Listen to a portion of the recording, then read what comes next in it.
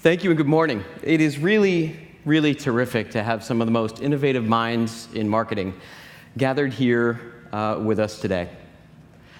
If you had a chance to take a look at the cover of the Wall Street Journal this morning, you might have seen a story that described how marketers are beginning to wake up to the reality that advertising is no longer reaching and connecting with their customers in the same way that it used to, and that they're searching for a new way to do that through content. You have no idea how much it cost us to place that article in the journal today. But that article actually cites marketers that are beginning to experiment, beginning to take a new approach, and beginning to do, frankly, what all of us in this room know as content marketing. In fact, it cites one of the breakout leaders that is sitting right here today, our friends from Coldwell Banker. We're thrilled to be your partner, and thanks for joining us here this morning. We're really excited to bring you Forward 2016. The theme of this year's event is fusion. And fusion, when we use that word, we mean the coming together of two separate objects to form something completely new and unique. We're used to fusion in our everyday life. Certainly the most brilliant example is that in our sun, where hydrogen atoms combine with explosive force to form helium, and that connection creates the heat and light that gives us life every day. But in everyday life, in the arts, for example, we see new examples of fusion where the combination of African rhythms with traditional European harmonies allowed us to create what we know today as modern American jazz. It's a form that Art Blakely says has the power to wash away the dust of everyday life. Well, today in Boston, we're gathered to talk about a different type of fusion. We're going to be celebrating at Forward 16 the fusion of story and business. And it's right and timely, as the journal has pointed out, and important that we do that, because just like jazz washes away the dust of everyday life, story and business, when they are combined, have the ability to wash away the dust of everyday marketing. Why do that now? Why do that today?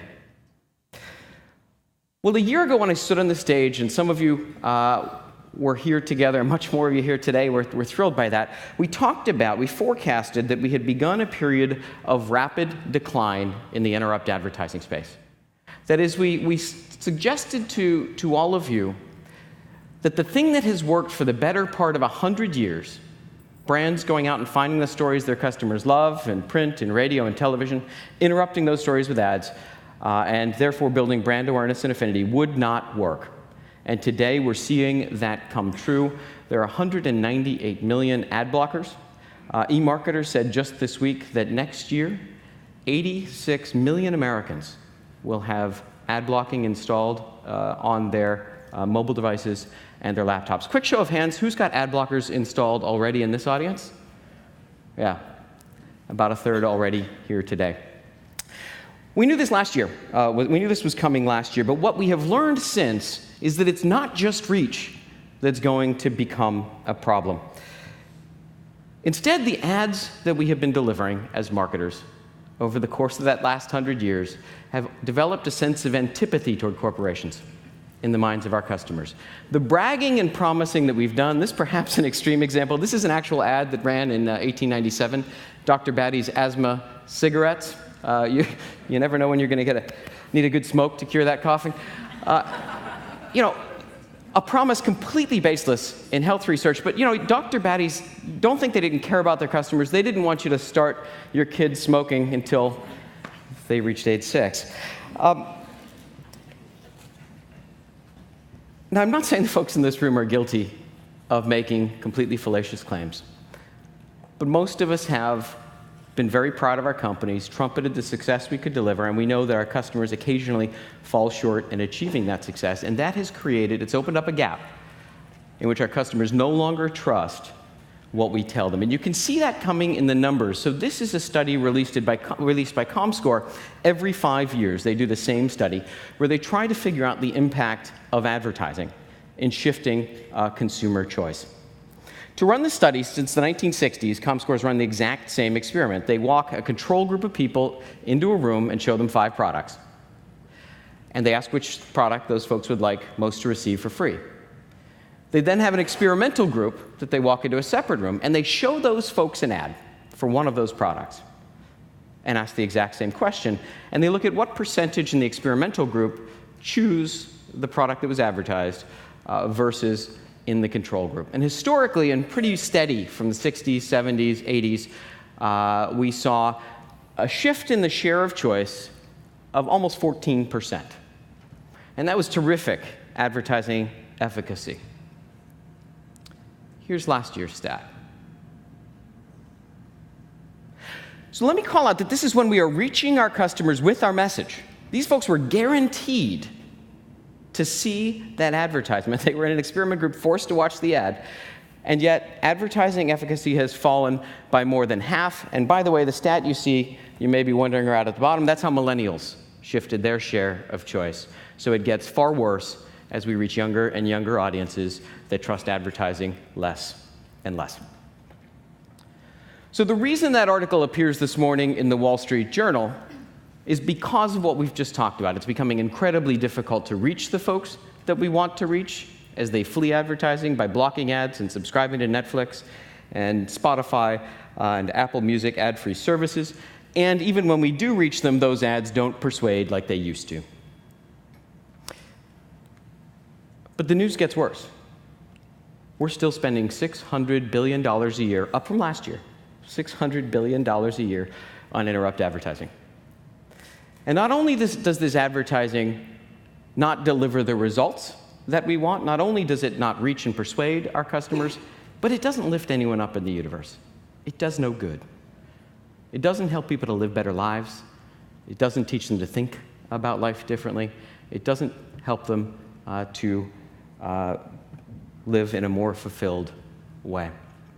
So that's $600 billion that is getting wasted at an increasing rate year over year over year. So if last year we were forecasting ice in the weather, this year we are letting you know the ship has hit an iceberg and you should head for the lifeboats if you're spending money on interrupt advertising. So the question then becomes, what do we do? What do we do to move the ball forward? And many of us have gone through, over the course of the last 12 or 24 months, this conversation with our marketing teams. Our goals as marketers remain the same. Our goals are to go out and to reach an audience and acquire new customers, to retain that audience once we've reached them, and also to drive increased margin in the sales that we drive. We want to make sure that we are able to charge full value for our product. So the question then became naturally, what is going to replace interrupt advertising? What is going to be the new thing? Well, again, last year we began this conversation, and we talked about it being content. And Siegel & Gale CMO Maggie Malloy says most brands begin with what she calls random acts of content. And this is publishing content occasionally in native advertising campaigns. It's really campaign-driven content, borrowing a page from the ad world. Campaign-driven content, sporadically created social content as a way to begin to dabble in this space. And the good news is that folks that are doing campaign-driven content have learned they need to give experiences to their customers that their customers want. The bad news is they're not doing it in a consistent way, and therefore they don't have the ROI to show on their investment. The next step, where most of the folks in this room are today, is creating original, sustainable content. That is, you have, and we're grateful, integrated the Skyword platform into your marketing infrastructure. You have developed business processes to make sure that you're able to create stuff for your customers every day that they want to see. You have developed the know-how and the analytics to analyze what's performing and to invest more in the stuff that is performing and drive results. And since we introduced technology to integrate into Google Analytics, and we have begun in a beta program to deliver technology to integrate into places like Marketo and Eloqua, we now know that this is working, and it's not just working a little. The work that you are doing in content marketing is working brilliantly. One CPG brand sitting in this room, and this is now we are tracking from content view all the way through to, in many cases, goal completion. One CPG brand sitting in this room is driving more than 25 times, is driving traffic to their website 25 times as cost effectively as search engine marketing. That is, for every dollar they are spending on content, they're getting the equivalent traffic of $25 spent on SEM. One retailer sitting in this room, an e-commerce provider, is making the cash register ring 12 times as often with their content dollar spent as they do with their search dollar spent. 12 times as often. That is the difference in e-commerce in having margin and not having margin in your business when you talk about the cost of content acquired. One of the B2B companies sitting in this room has reported that their content marketing program is driving leads at the lowest cost of any lead acquisition method that they have, and the value of the leads in that channel are double the value of their other digital leads because those leads come in educated and aware of the need for what the company sells. These are really extraordinary results, and if you have not had an opportunity to integrate the Skyword platform into your results tracking infrastructure, whether or not that's Google Analytics for commerce, or Marketo or Eloqua for lead generation and B2B, more to come, by the way, please, we encourage you to do that so that you have these same results to carry back to your company, and you can explain why the work you've been doing for a year or two makes sense, and your management should focus more on it. So we're very, very proud of these results. We are honored to be your partner in delivering these results, but the problem is that your competition is now awake. If the article is on the front page of the Wall Street Journal, then I can tell you that the barbarians are gathering at the gate, and that they now have, your competitors have on their side something you did not when you began to invest in this space a year or two ago. They have fear on their side.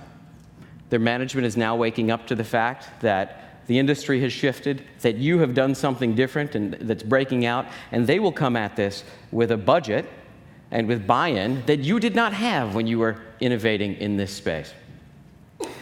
And what we're seeing happen as a result is that the rate of content creation is scaling. The number of companies beginning to get in the space is scaling. And so that the competition, the noise that you have to break through, is also scaling. There's an abundance of content in the marketplace, and it's going to become increasingly difficult for you to break out. The challenge that we have, this is actually a great stat to demonstrate it. There's 100 hours of video uploaded on YouTube every minute of the day. 100 hours of video uploaded on YouTube every minute of the day. You can't possibly watch it. So the question then becomes, how do you ensure that it's your stuff being watched? How do you ensure that it is your content that is reaching people that connects with them? The bad news is there's lots of content out there. The very bad news is that it's not very good, right? If you've watched a YouTube video, most videos don't get watched beyond the 30-second mark. Vast majority of YouTube videos don't get beyond the 30-second mark. And the risk is that you get lost in the noise and your results begin to plateau or worse, decline, simply because there's so much stuff that you are competing with. So what's the answer? You know, a lot of marketers say there's not a lot we can do about that. Right? There's not a lot we can do about the fact that there's 30-second attention spans. People's attention spans are just shorter today. Darn it. But if we dig under the hood, it is the exact same human beings that turn off the YouTube videos after 15 or 20 seconds, that sit on their couch and binge watch Netflix for 2 to 3 hours. I don't know about you, but if on Monday morning I had to be traveling Sunday and I couldn't watch Game of Thrones and I walk into the office and I hear the word dragons, I scream and run in the exact opposite direction. Because I don't want somebody to have ruined the story for me. And therein, in that word, lies a clue to the difference. Because the vast majority of brands today are creating content and not story. Many brand marketers have been, and we have been, guilty of just conflating those two words, right? Content marketing, brand storytelling, same thing. And yet, if we dig under the hood, what we know is that content and story are not in any way the same thing. The narratives that form most of content do not form what is classic story form that allows us to hook and hold and engage audiences. What's the difference? Well, narrative is typically presenting information in an ordered, structured way. I did this, and then I did this, and then I did this, and then I did this, and then I did this. You might have published this content yourself. 5 great ways to explore Alabama. 6 new techniques to do whatever. If I were to describe my morning from you as a narrative, it would go something like this. I got up, I walked into the bathroom, I brushed my teeth, I turned on the shower, I picked up my outfit. You're bored by step 4, you've tuned out by step 5. The idea that you're going to remember it by the end of the day, not possible, and you're never going to share that narrative. But if I do it a little bit differently, if I apply story form and the dynamism and the change that story form requires, my morning might go something like this. I walked into the bathroom this morning and went to brush my teeth. And I reached down for the toothpaste on the counter, and wouldn't you know it, my partner had squeezed the last drop of toothpaste out of the thing. And he does that every single time. Would he tell me the toothpaste is running out? No. Does he go out and buy new toothpaste? No, of course not. But I think maybe he did this time because I've talked about it last time. And so I reach into the cabinet really quickly, and I go to find toothpaste, but not there. Empty cabinet, no toothpaste. Got a little bit of a speech coming up this morning, and I'd like to have fresh breath, and I'm kind of frustrated, and so I slam that cabinet shut, and the mirror shatters. So now I'm standing in front of a broken mirror, naked, with glass all around me on the floor. So I think to myself, how am I going to get out of this? I can't have cut feet and walk around on a stage, and you've noticed I walk a lot. And so I try to get my foot up and onto the edge of the tub. And I think, as I'm flashing through all of the legs exercises I have not done in the last 2 months, that if I launch just a bit off the floor, I can get up onto the edge of the tub and maybe be away from all the glass and then jump through the doorway to safety. And so I do that. I jump up onto the tub, and as I do it, I'm losing my balance, and I reach out and I grab for the shower bar, and yes, I catch it, and then the shower bar lets go. Did you see the change there? Did you notice that instead of getting bored, as you might have during the narrative, you were paying attention, you were asking, good God, what happens next? Well, in that difference between narrative and story, lies the difference between getting lost in the deluge of content that is coming our way and then continuing to break out and extend your lead in the marketplace and connect with your customers in new and different ways that'll make sure you're in next year's Wall Street Journal article. So how do we do this? Well, we were pretty proud when we started to talk last year about storytelling, and I went on a bit of an adventure to try to understand the market better and to try to understand where folks were in thinking about story. And I had an opportunity to interview a series of CMOs of Fortune 100 companies across the country. Now, these are folks who are at the top of their game, the best of the best of the best of the most successful companies in the world. And I had this fascinating experience. First, all of them loved the concept of story. They were all passionate about some stories in their lives. But when I asked them what made a story, none of them could describe that craft.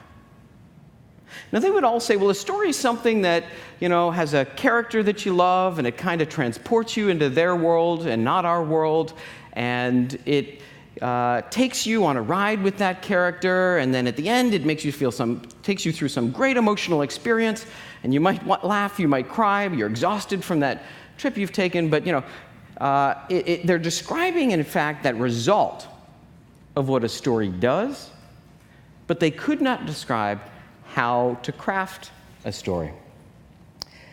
And to be successful going forward in this industry, we believe that you must first understand how the mind works.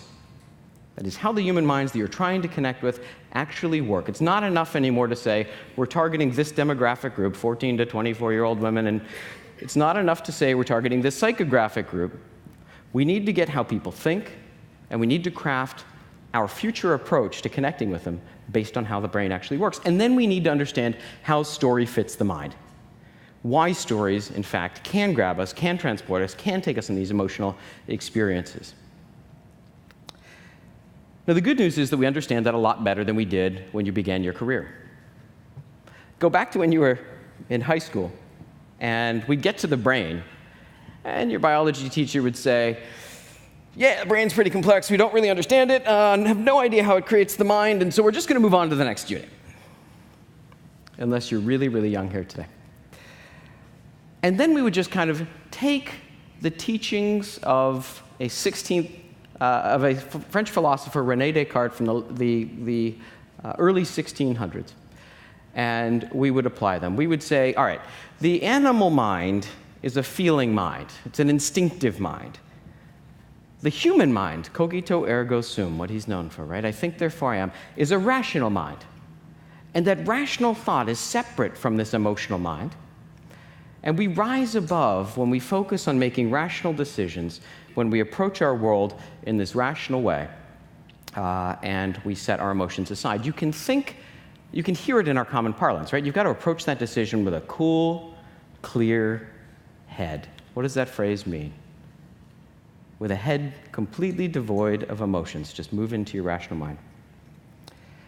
But the bad news, as a researcher at Caltech, Antonio Damasio points out, is that that's not how the mind works at all. It turns out quite the opposite, that emotion is involved in every thought, in every decision that we make. To prove that point, Damasio, in his book Descartes' Error, goes back and looks at how brains actually formed. So I want to take you there for a minute. We're going to go back to your great-great-great-great-great-grandma, 300 million years ago, when she was a multicellular organism swimming around in the primordial stew.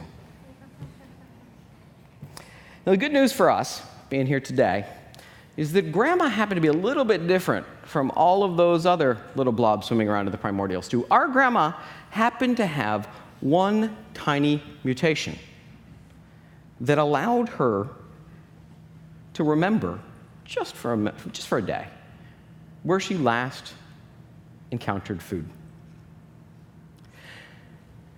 You can imagine the benefit of remembering where food was, where every other organism on the planet could not remember where food is, right? These other blobs are swimming around off into the stew, starving to death by the millions, and Grandma's like, I think I might go back to where the food was. Pretty good idea to me. She gets to eat day after day after day. Grandma reproduces day after day after day, and then all of a sudden we have all of these cells with that same mutation coming, because certainly natural selection is going to make sure that the traits that allow us to feed, the traits that allow us to reproduce, the traits that allow us to avoid danger are going to be propagated.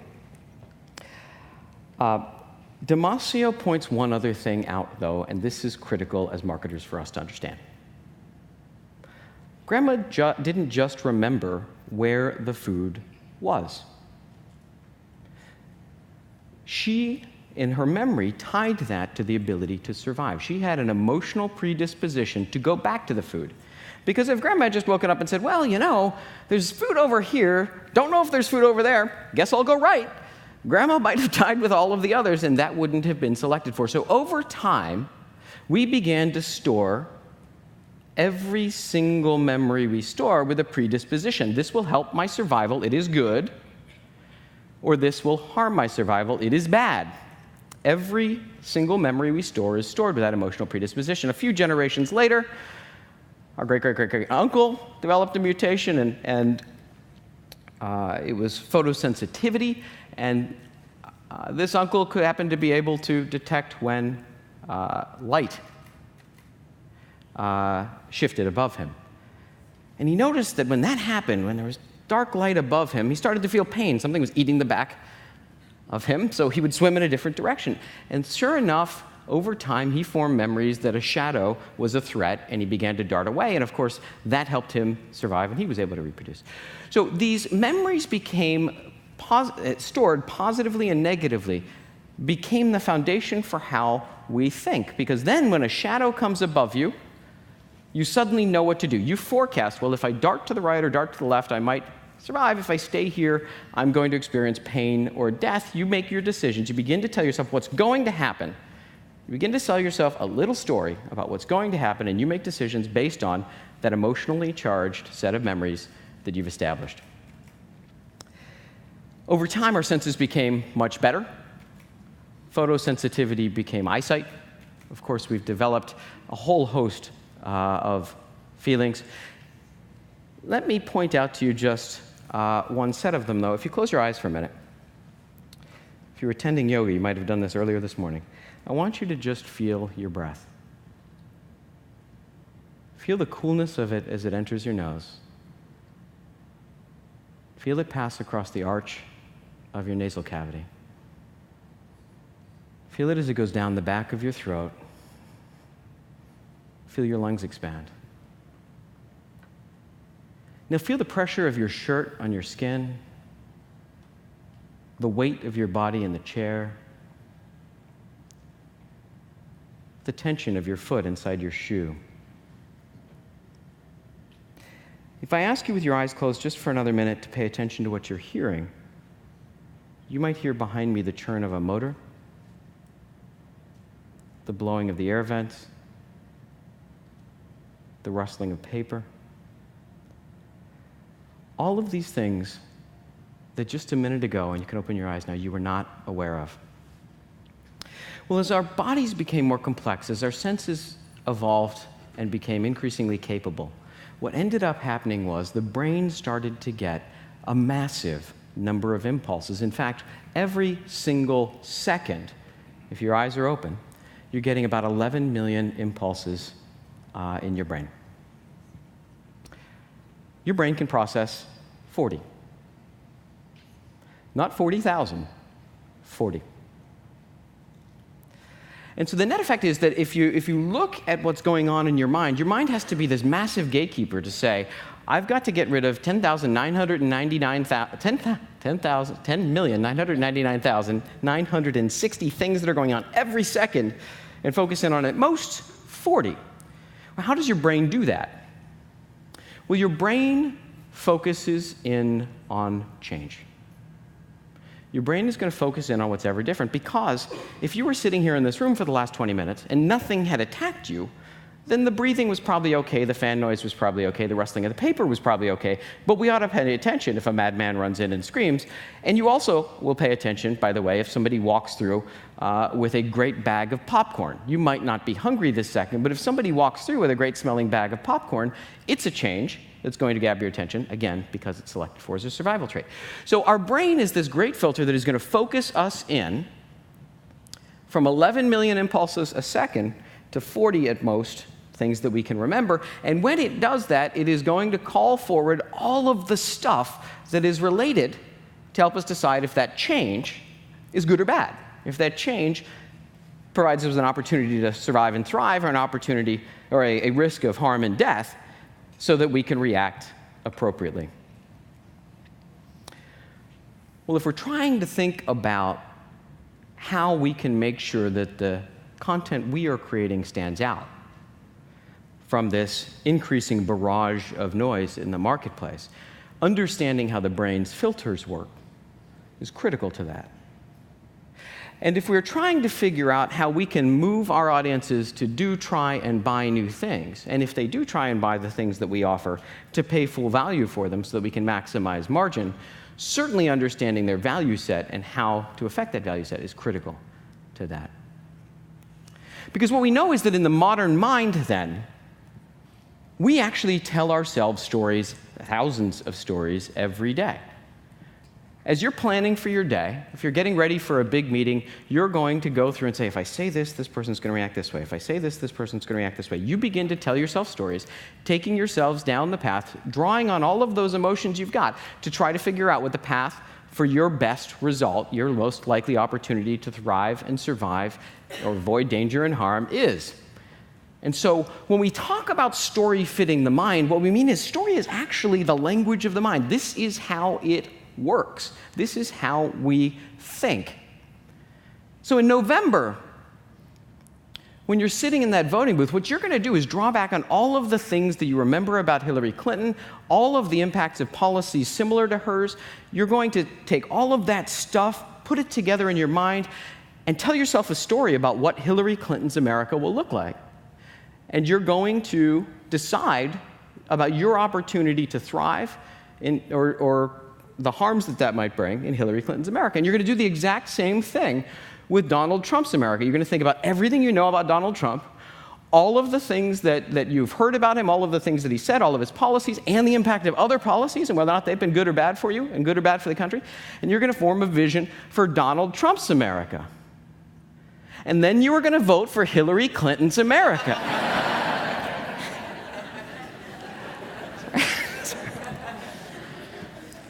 About half our management team is going to kill me after this speech. But this really, joking aside, is how we make decisions, big and small, in our life. It is how we actually think. So then how, as marketers, do we take this understanding of the brain and use it to hook the attention of an audience that is constantly bombarded with information every day? How do we hold their attention like Netflix does rather than lose it? How do we reward their attention? And then how, of course, it's not enough to do just what media companies, which are the first three, do. How do we move them to act? How do we move them to do, try, or buy new things? Well, the secret of that, the secret to doing that lies in storycraft. It lies in understanding how to tell the stories that are going to connect with and reach the mind. Now, what all of the marketers I've been talking to over the past year, most of the marketers I've been talking to over the past year, some did have good insight into this space, so I don't want to overstate it. What the marketers I've been talking to over the year didn't understand was storycraft. It was the underlying way in which you can construct a story that achieves those exact goals. You know, we've seen a million paintings in our lives, but if I asked you, absent formal training, to go out and paint one, you wouldn't have a clue how to do it. Why? Because there is certain technique, like the ability to paint with perspective, that took hundreds of years for artists to develop. And absent being trained in the knowledge and the craft that they had developed over that time, you're not going to create an effective painting. Well, the same is true about great stories. To tell extraordinary stories that have the impact that we want, we need to learn the craft. Last year, we had an opportunity to hear from one of the world's renowned experts on storycraft, Robert Mckee. There's perhaps no one who understands story as well as Bob, or teaches story as well as Bob on the planet. You might remember Bob's a Fulbright scholar. He was an actor on and off Broadway, a director on and off Broadway. He was artist in residence for 5 years at the Old Vic Theatre in London, and then he felt the sirens call from LA, and he went out and worked for Universal Studios as a script analyst. And what Bob found out in LA was that there were a lot of people that could create a great setting. There were a lot of people that could create really rich characters. But that as he read the scripts, script after script after script, the story sucked. The story just lost the audience. And so he became curious, and he began to work with his boss to try to figure out what the elements of a story that actually worked were. He went back to the time of Aristotle, and he developed what is today seen as modern story craft. 60 Academy Award winners have taken Bob Mckee's course, 200 Emmy Award winners, people like Peter Jackson, Jane Campion, David Bowie, Kirk Douglas twice, John Cleese 4 times, Russell Brand twice. All of the employees of Pixar are all Bob's students. And what I want to do is share just a little bit about Bob's approach to storycraft with you this morning, so that you will leave here better educated than most senior marketers at the most successful companies in the world and understand a little bit of his approach. We certainly can't cover it all today in the time that we've got, but I want to make sure that you've got a taste so that you understand how story fits the mind. Now, Bob would teach that the story is a metaphor for life. Stories are not life, but they represent life. And just as my tale of my step-by-step morning progression isn't interesting, neither is most of life interesting. But when we are creating a story, we want to focus in on the parts that are most dramatic, the peaks of life and the valleys of life, the moments when we are experiencing change. You in your everyday life do this naturally. If you go back and look at any photos you've ever taken on a hiking or camping trip, the photos you've taken are 90% at the peak or at the stream at the valley. You find very, very few photos taken in the canopy as you're wandering through the woods. And that's because it is this change that captures our attention. It is this change that we remember. It's this change that we write to our memories. Well, when we talk about telling a great story, then, what it means is that we can't simply do a narrative. We can't simply let fact after fact after fact. Instead, if we want to create an extraordinary story, what we want to do is begin with life and balance. This is how most of us are. You're here today, something crazy hasn't happened to you. We begin with life in balance. Yeah, there might be some minor ups and downs, but life's pretty much steady, as it is for most of us. We're walking through the canopy. But then in a story, properly crafted, something happens.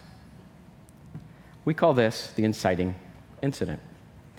And that inciting incident throws the life of our protagonist radically out of balance. It could be to the positive, it could be to the negative, right? A meaningful change happens in this story to that character. And when we say a meaningful change, we mean that it's happening to a person and that it's changing a value set. When we talk about values in a story, we don't mean simply love. They were in love. We mean the binary pair. You're in love, you're not in love. You're rich or you're poor. You're enslaved or you're free. And so something happens in the life of this character that throws their life out of balance, changes one of those value pairs. They've lost love. You're probably in a romantic comedy, right? They're captured and enslaved, almost certainly a historical drama. And what happens for that character is all of a sudden, we don't like to live with our lives. None of us like to live with our lives careening out of control. They develop some object of desire, something that if they achieve it, will return their life back to a state of balance. Now, knowing what we know about the brain, right, I just want to call out that when we want to hook an audience, that change does just that for us. Because if you're working with an audience and your protagonist's life goes out of balance, the audience senses that change, and they ask the question, what happens? What happens? His girlfriend left him. What happens? He was hit by a car. What happens? He won the lottery. What happens? Well, the next step is that the character, with their life out of balance, is going to take an action. And we're all risk-averse in life. We're wired that way for our survival. So we're going to take the smallest possible step, the smallest possible action to get our lives back in balance. But the one thing we all know is that the universe very, very rarely reacts how we expect. And so we're going to have what Bob calls forces of antagonism. They might be inner, they might be personal, they might be social, they might be physical. Those things are going to rain down on us and prevent us from achieving that goal, and a gap is going to open up between what we thought was going to happen and what happens, and it throws the character again back out of balance, often further out of balance than they were.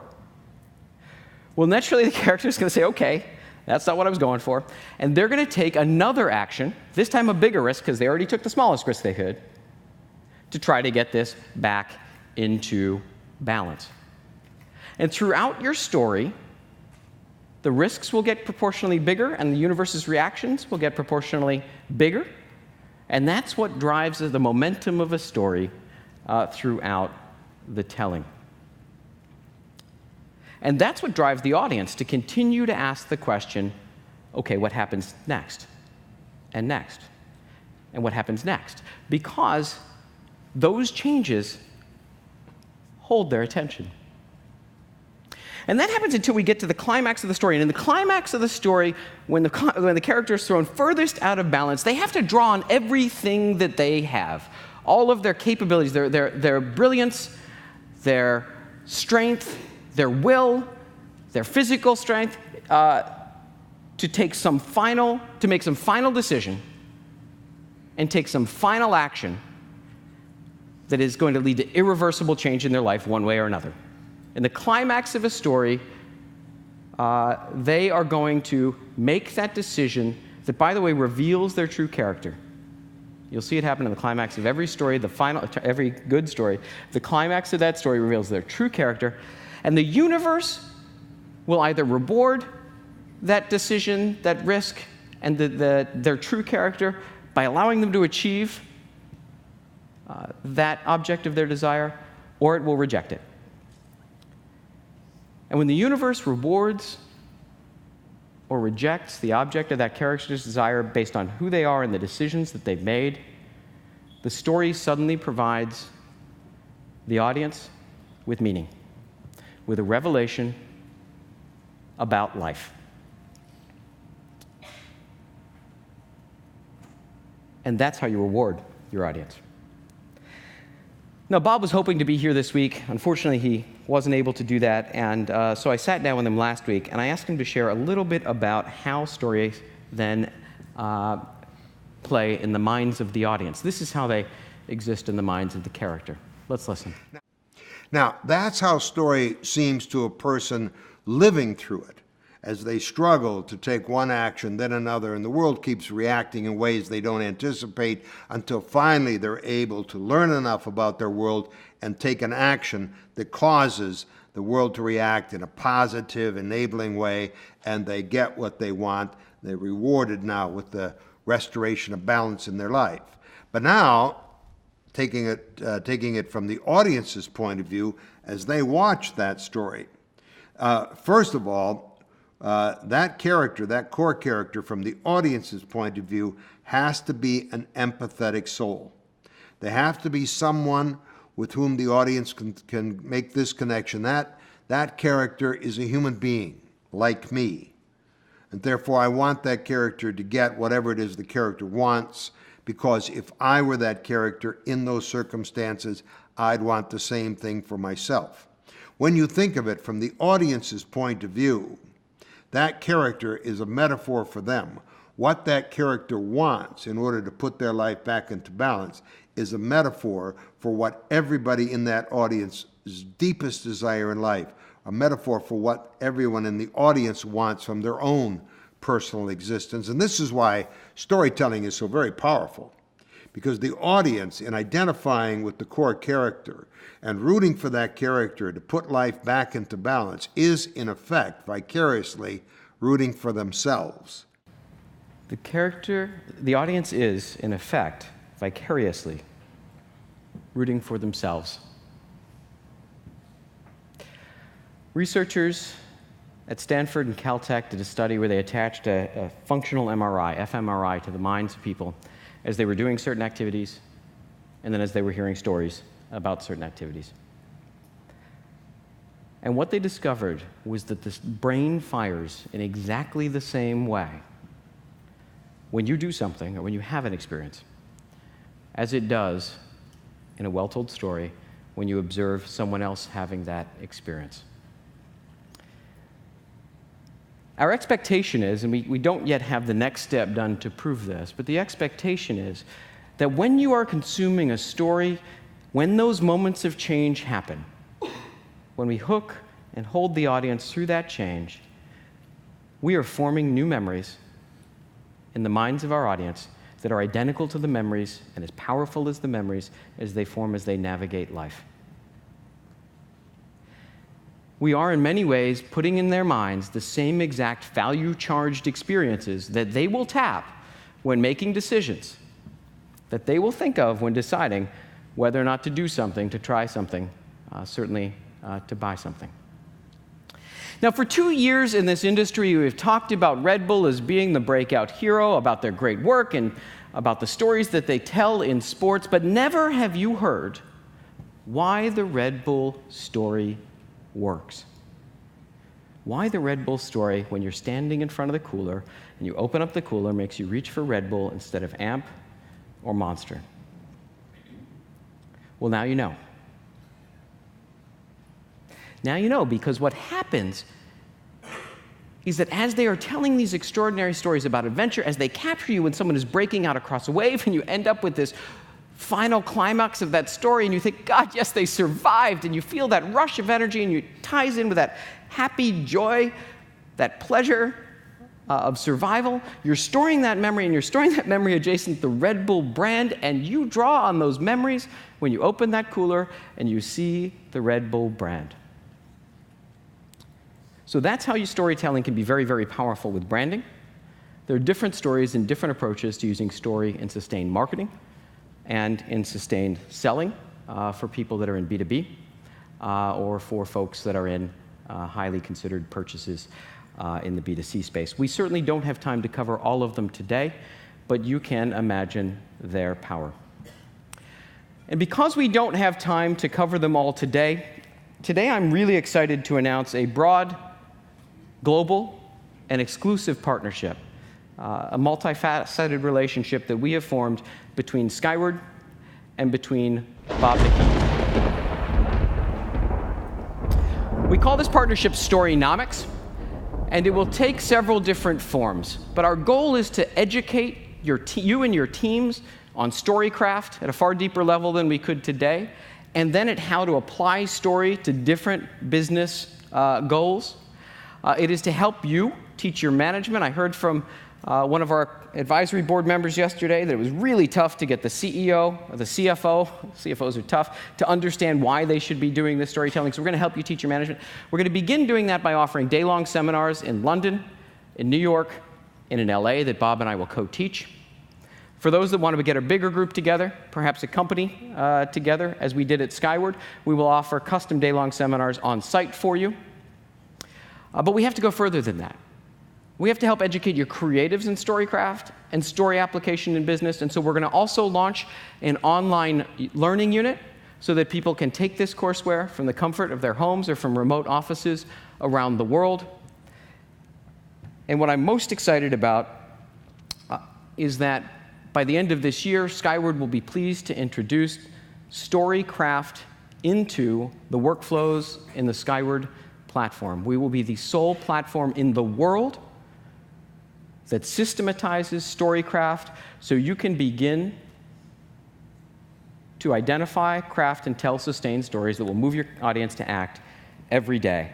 That is the capability that will let you vault from where you are today forward, allowing your company to break out from its industry and allowing you not to lose your lead, but extend your lead as we go from where we are today into a world with much greater competition. And we won't stop there. There is more to do and more we will announce in the Storynomics relationship going forward. This week, we're also really proud to introduce the Content Marketing Continuum, because we know a lot of you may be new or relatively new to the space. This is an evaluation system and a framework to help you assess your own company and where you sit on the spectrum from talking about yourselves, the bragging and promising that we began with, through to creating campaign-driven content, perhaps native advertising, into where many of you sit in the expert category today, meaning you're creating content, valuable content to your customers in a sustainable way. And then looking forward to the future, towards storifying your marketing, and then even storifying your organizational culture so that you can use those techniques in sales and service. Tricia Travellini is going to talk about the Content Marketing Continuum a little bit later today. Encourage you to check out her session if you'd like. But she will explain how this evaluation framework works and how, once you have evaluated your company, we're going to give you very specific information on how you can move forward to the right of that framework in a continuous and deliberate way. We're presenting story to you this year and storycraft to you this year, and we have made this massive investment over the last 18 months with Bob Mckee to analyze and to develop an approach toward fusing story and business, because we believe this is not just a way forward for marketers. We believe that story is the way forward for marketers. If it is the language of the brain, there is nothing that will work like story does to connect with and convince your customers to do something new. But I want to leave you with one other thought. We're convinced this is going to help your businesses break out and thrive. We're convinced that when you use it, it's going to help you demonstrate that you're a rising star in your organization, or if you do it in a big way, in your industry. But I think there's an even bigger opportunity for the folks gathered here in this room today. And that is because story allows us to think about life differently. Because story allows us to have those moments of epiphany where we might view how we act or the choices that we make in a different light. you have an opportunity to take the resources you were spending to make your business successful, the work you were doing to make yourself successful, and to lift people up as you do. I want to show you one example of that happening. This is from a detergent company in India, but it's a story that they told that changed conversations across the country and began a national dialogue about the position of women in their society. Nana, ये देखो, shield, leg, helmet. Homework हो गया? Mummy, ये देखो. फिर दाग लगा दिया. पापा ये लीजिए आपके घर जाने की ticket. Hello, yeah, I'm just going to send you the email in 5 minutes. Yeah, give me 5 minutes. I'm working on the present. मेरी छोटी सी गुड़िया Okay. कितनी बड़ी हो गई.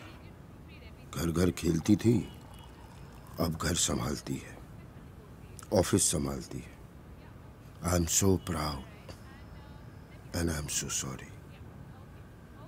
सॉरी कि ये सब तुम्हें अकेले करना पड़ता है. सॉरी कि जब तुम घर घर खेलती थी तो मैंने तुम्हें रोका नहीं. ये नहीं कहा कि ये सिर्फ तुम्हारा काम नहीं है, तुम्हारे हस्बैंड का भी है.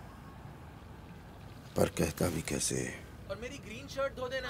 मैंने भी तो कभी तुम्हारी मम्मी की हेल्प नहीं की, और तुमने जो देखा वही सीखा. तुम्हारे हस्बैंड ने भी बचपन में यही देखा होगा. घर घर खेलते वक्त वो टीवी देखने की या न्यूज़पेपर पढ़ने की एक्टिंग करता होगा, और तुम जैसी कोई छोटी सी लड़की चाय बनाने की एक्टिंग करती होगी. उसके डैड की तरफ से सॉरी, तुम्हारे डैड की तरफ से सॉरी, और हर उस डैड की तरफ से सॉरी जिसने कई कई सालों से एक गलत एग्जाम्पल सेट किया.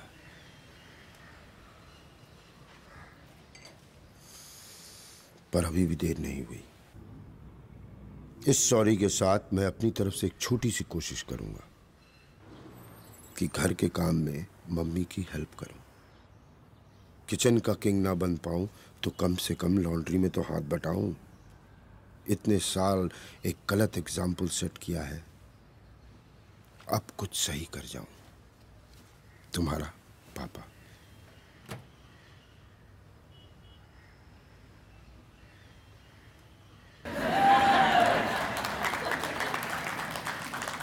Do you think Ariel connected with their audience? 90% of the purchasers of laundry detergent in India are women, and almost certainly this ad built that kind of relationship with them. But what was fascinating is what happened after.